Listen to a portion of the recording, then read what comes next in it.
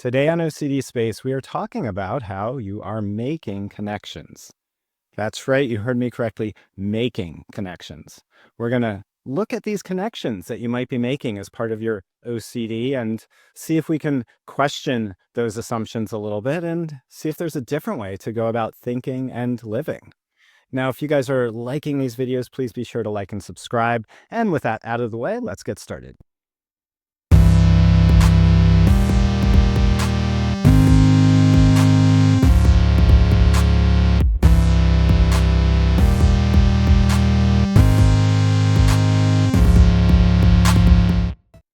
What's up, guys? Welcome back to OCD Space. I'm Mike Parker, and this is your place for all things OCD. And I'm sporting the Hatebreed shirt with the cat image on it, which I just thought was hilarious because Hatebreed's a really hardcore, tough guy band, probably one of the biggest bands out there, and having a cat on is just awesome.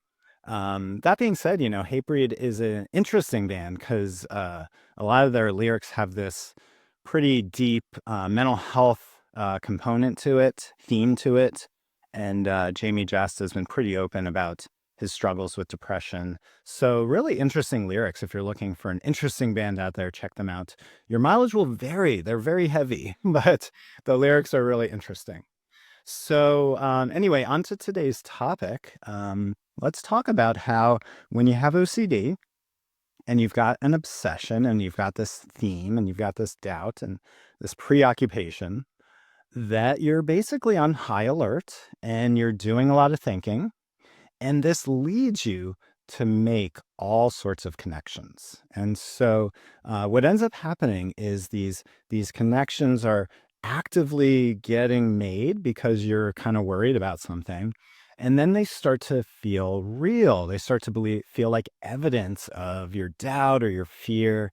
And, we actually need to really address all these connections you've made in your mind because they were made under duress. They were made when you were scared or worried about something, and you made connections that never should have been made. And so let's talk about how we can start to undo these connections. Before that, though, let's look at some examples of typical OCD connections. So let's just say you have a fear of being a dishonest person, some sort of morality theme. You might have this kind of experience where you think to yourself, oh, my last therapy session, I didn't have time to tell my therapist everything. And, afterwards I started thinking that, I probably left certain things out on purpose. I probably didn't want to actually be honest about myself. I didn't want to let that person know who the real me is. And that's why I didn't share all the details of that situation. I am such a dishonest, awful person, right?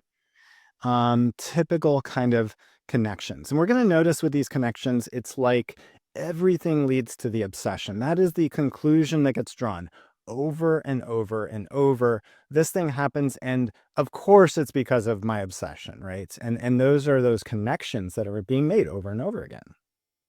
If you have a harm obsession, you might say to yourself, I really enjoyed watching this movie the other day, and it had a murder in it.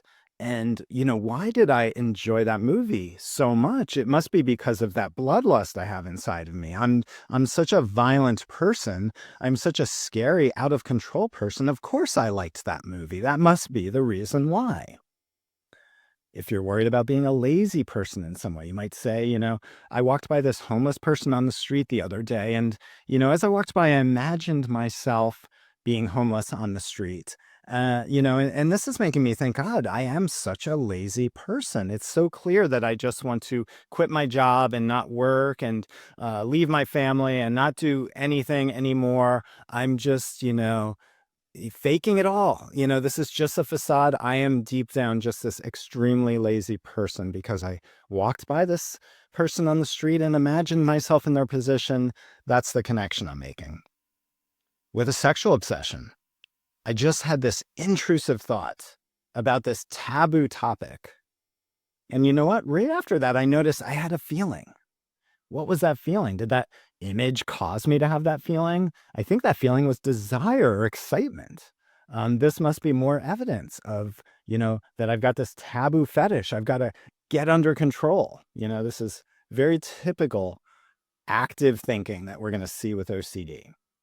So, what do we want to do about this when you're making all these connections? Well, I think first of all, it's really important to recognize the conditions where this is happening. One of the important things that is happening in a situation like this is your quote unquote common sense or just your thinking, your ability to just draw conclusions is offline, right? When this fear takes over, when you're in the OCD bubble, everything is about that fear and everything is being filtered through is this evidence of my fear? Is this evidence of my fear? And that's driving everything, right? As opposed to, oh, this thing happened. What is the normal conclusion to make about that situation? That's not happening. And so we want to activate that thinking again. We're going to call it your common sense. We want to activate your common sense. You are a very intelligent, wise person. You use your common sense everywhere. In the area of OCD, OCD wants to say, don't use that common sense you've got. Don't think your way through this. Just be scared.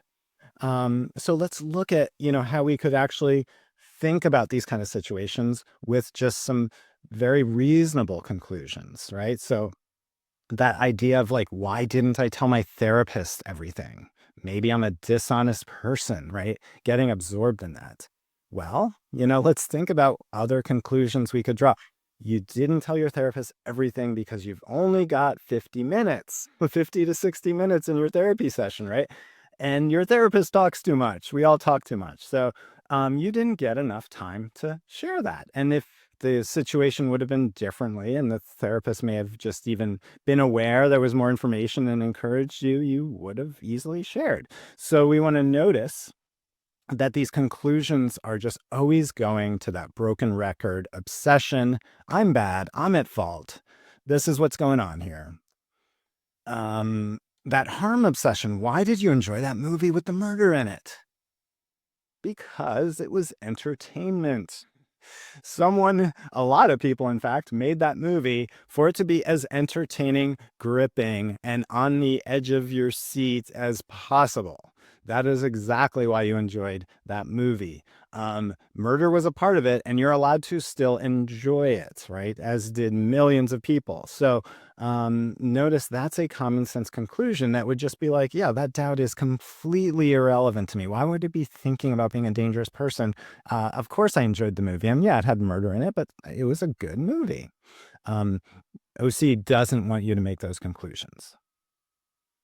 That lazy idea. What if why did I imagine myself being on the streets?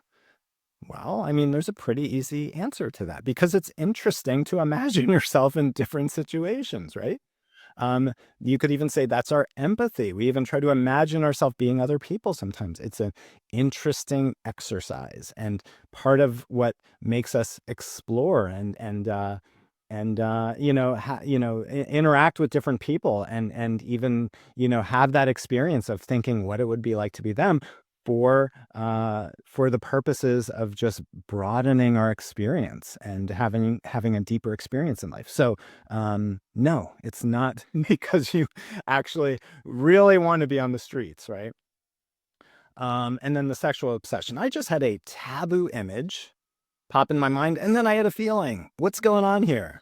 Well, you've been probably dealing with an obsession for a while, so you are probably getting all sorts of feelings when your OCD is triggered: anxiety, guilt, shame. So that feeling that you're saying is definitely desire and attraction, and I really want this bad image, and this is me. I've got this horrible fetish.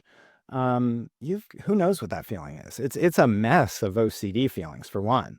Not anything to analyze and assume and say is evidence of your obsession. The reality is you've conditioned yourself for this, right? If you are having an obsession, you are going to come across certain things and you're going to get a feeling because, yeah, this has been miserable to you. You hate this obsession. You hate these thoughts and you're having all sorts of uncomfortable feelings and all sorts of weird, interesting feelings in your body when you're in an OCD episode.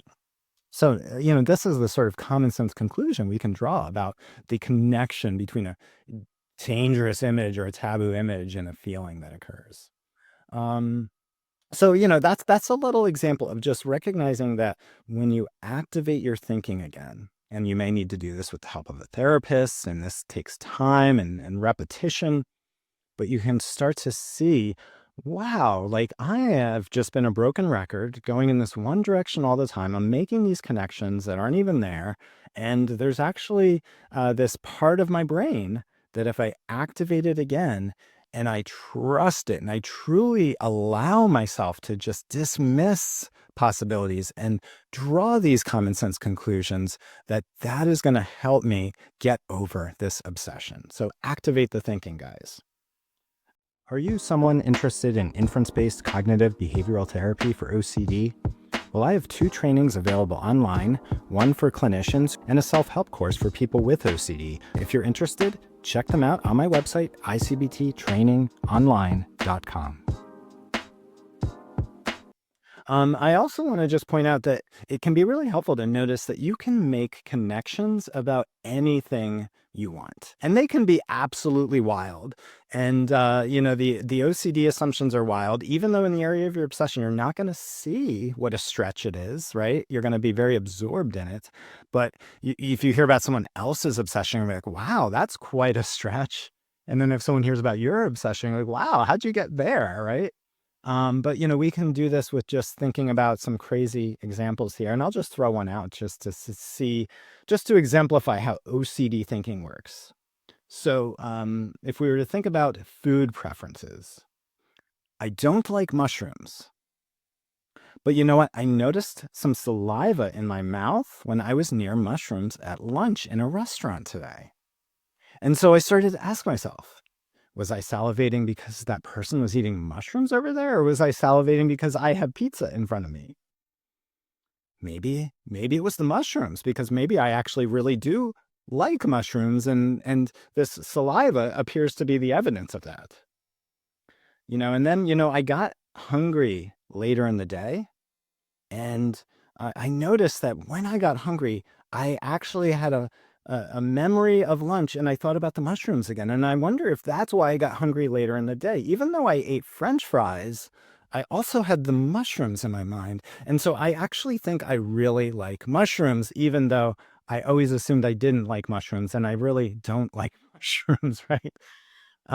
This is exactly how the OCD logic works. It's like that's not how we usually think, right? How we decide that we like something or don't like something, we've tasted it and we decided not to eat mushrooms because we don't enjoy eating mushrooms. And then we decided I'm just someone who doesn't like mushrooms. And I just go about life thinking I don't like mushrooms. I don't sit here and test myself over and over and over and over again.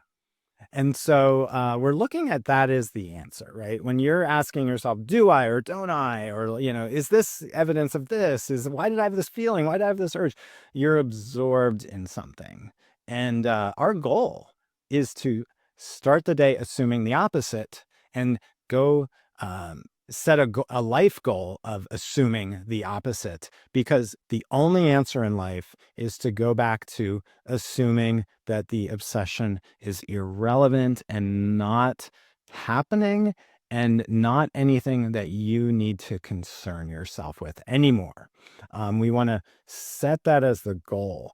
I'm going to wake up and assume I'm a safe person. I'm going to wake up and assume I'm a clean person. I'm going to wake up and assume I am a reasonably good person, just like anybody else. No matter what approach you're using, that's got to be your goal somewhere. Because if you keep trying to answer these questions about yourself and about the world daily, moment to moment, you'll never get out of it. At some point, we got to say, no, the whole story, getting in the bubble and examining and addressing the doubt at all of it has to be stopped. And I got to go back to saying I never needed to go there in the first place. And I'm going to make it my goal to start to assume something differently.